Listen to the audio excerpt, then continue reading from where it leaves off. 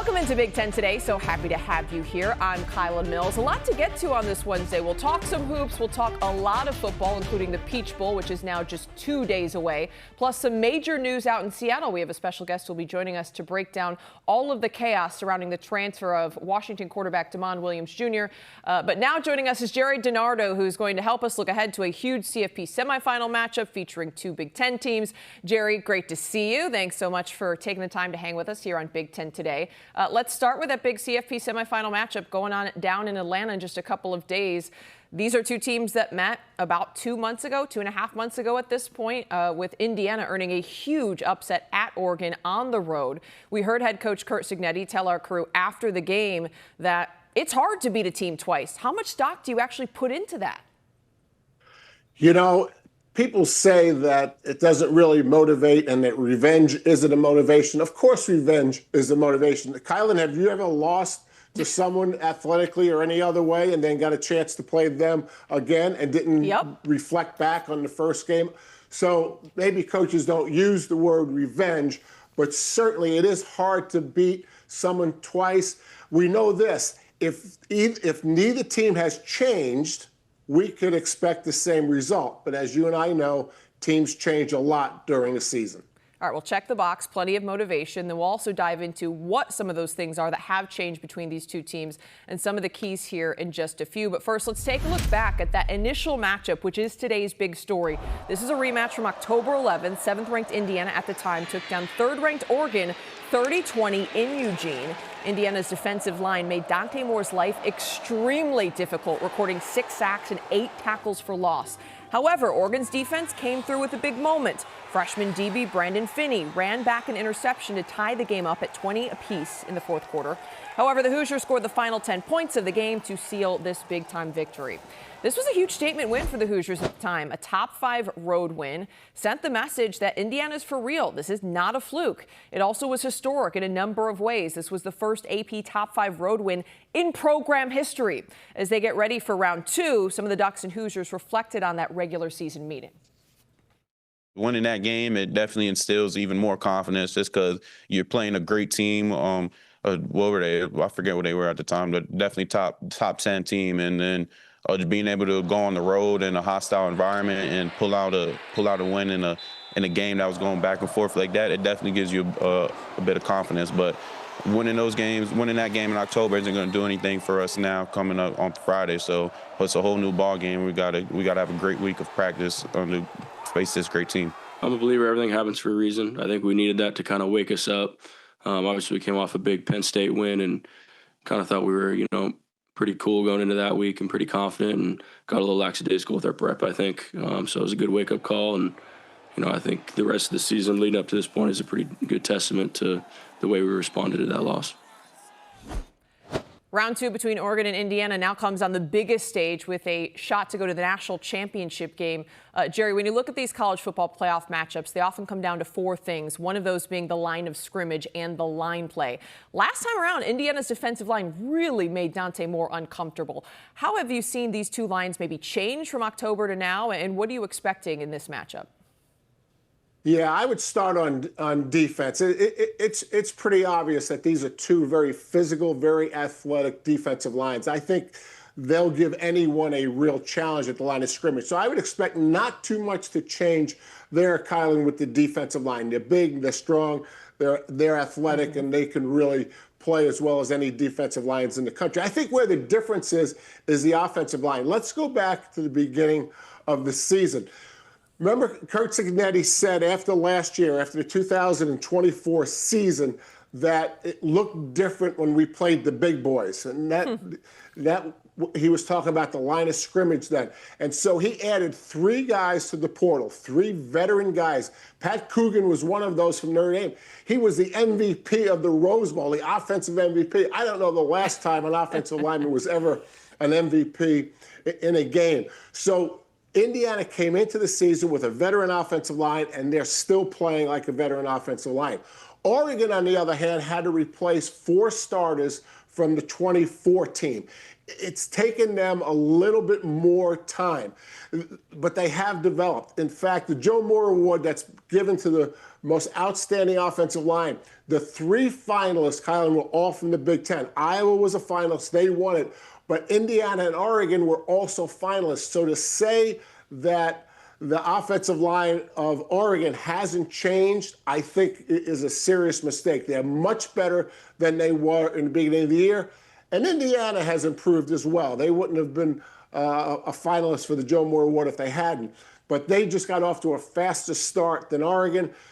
So, we're going to look at some situations in championship football. It's all about short yardage, goal line, the red zone. And you think about how many 4th downs that Oregon goes for, you've got to have really good offensive line play. These are also quarterbacks that also largely operate in the pocket. They need to be protected by the offensive line. And then you look at another important factor in these college football playoff games, and that's the run game for both Oregon and Indiana. So much of what they're able to do in the air is predicated on the ability to establish the game on the ground. Both of these teams have multiple options in the backfield. What's been the progression of the run game from both Indiana and Oregon in your eyes?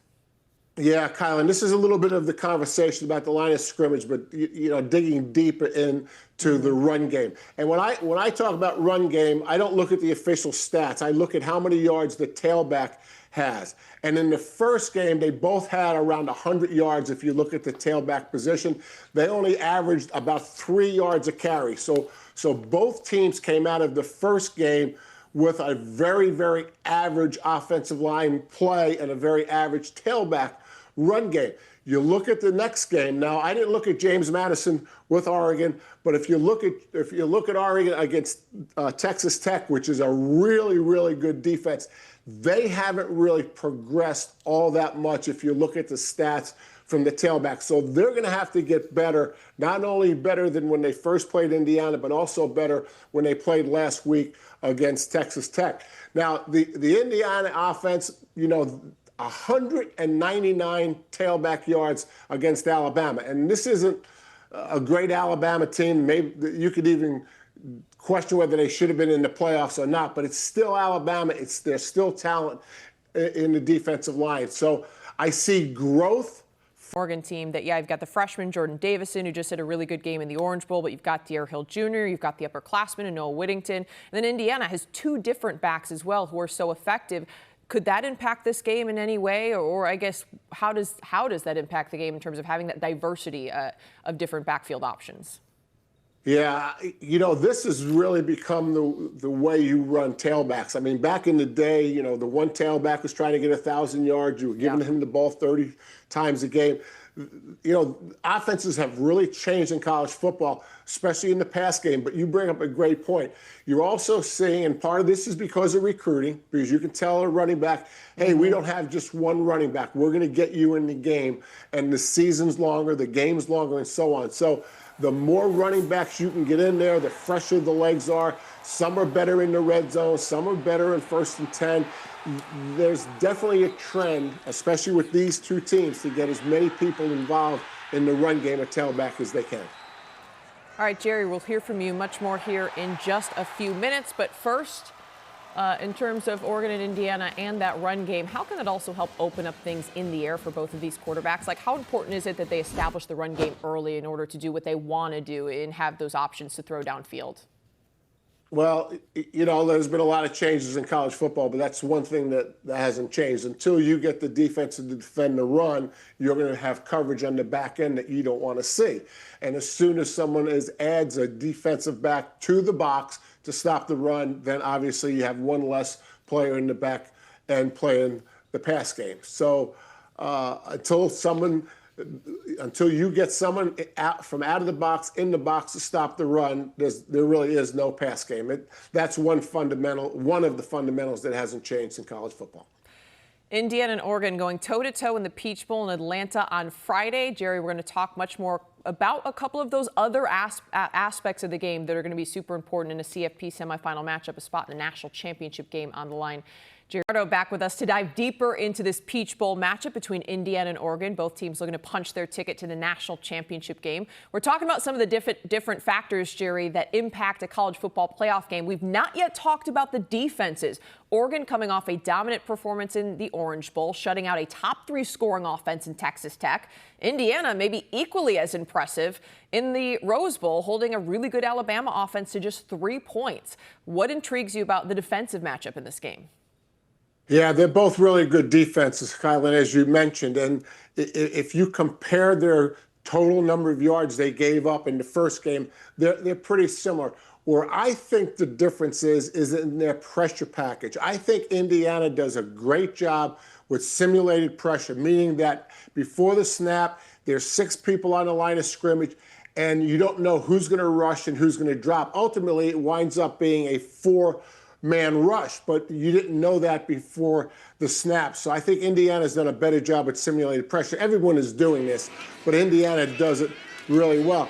I think what we've learned about the quarterbacks is that Fernando is incredibly calm when he has pressure in his face. I would say to you, I have never seen a tougher quarterback than Mendoza. I mean, he will hold on to the ball till the very last second and take a shot as soon as it releases his hands. When you look at the winning touchdown at Penn State, it's a great example. In fact, there were many those shots that he took right after he released the ball against Penn State.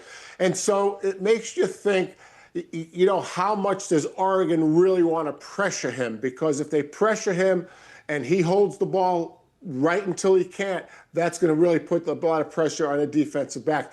Dante Moore is a little bit different. He's had some issues with hanging on to the ball a little bit too long, and that was one of the reasons they had 6 sacks in their first game. Now he has grown in that way, but if you took both of them together, it looks like Fernando's a little better with pressure in his face.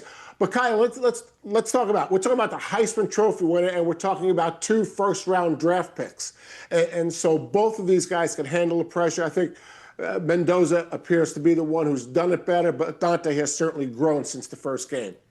It's hard to believe we've gotten this far in the show, Jerry, without talking about quarterback play, because it is more influential than it ever has been before. And there's this narrative. You've got the Heisman Trophy winner in Fernando Mendoza. But I talked to so many people covering the Orange Bowl last week who told me they believe that Dante Moore is the most talented quarterback in the nation. He's projected to be the number 1 or 2 pick in the upcoming NFL draft. What's going to be the key for him to be successful in this game? We've talked about 4 things, right? It's the most successful quarterback will be the one that is supported by those 3 things that we talked about. We started to talk about line of scrimmage. I'm going to have a pass rush in my face. I have an offensive line that is trying to protect me. Whatever quarterback has the best chance of being protected by the offensive line will have the better day. We talked about a run game. These are 2 pocket passes. They're not dual threat quarterbacks. These are NFL-style quarterbacks. In the NFL, it's about the run game. It's about the defense. And this game is going to be the same. So we talked about the line of scrimmage in general. We talked about the offensive line specifically. Whichever offensive line performs better will help the quarterbacks perform better.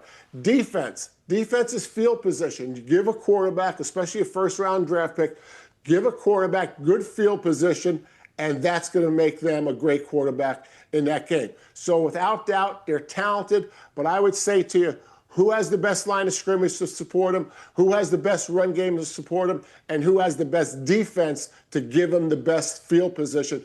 That quarterback, when you're talking about 2 first-round draft picks, that quarterback will most likely play the best, whoever gets the best support from the 3 factors. This is going to be so much fun to watch. 2 elite teams, 2 elite head coaches going toe-to-toe, and Dan Lanning and Curt Cignetti. How impactful is it to see the Big Ten playing on this stage, looking to go to a national championship game for the 3rd straight year?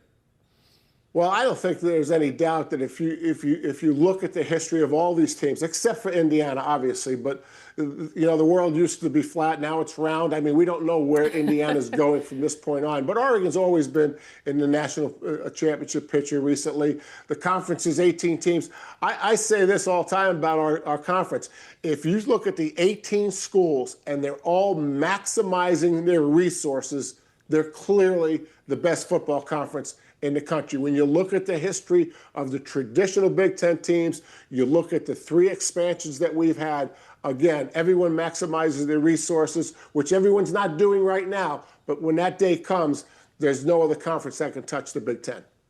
Best football conference in the country. Jerry DiNardo said it. Mic drop right there. Thanks so much for hanging with us here, my friend. We look forward to hearing more from you as the march towards the national championship game continues. Thanks, Kyla.